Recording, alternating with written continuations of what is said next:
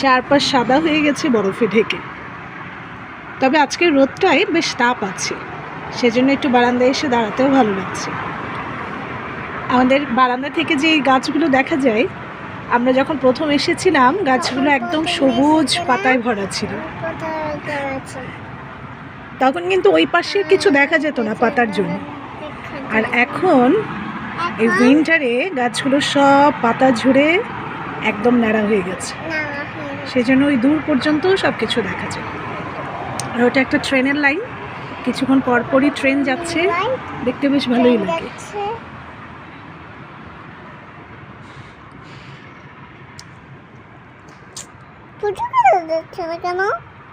হ্যাঁ, দেখা যাবে তো, তোমার ভয়েস শোনা যাবে। সবাইকে সালাম দিয়ে দাও আম্মু। সবাই ভালো থাকবেন, সাবধানে থাকবেন। আল্লাহ হাফেজ।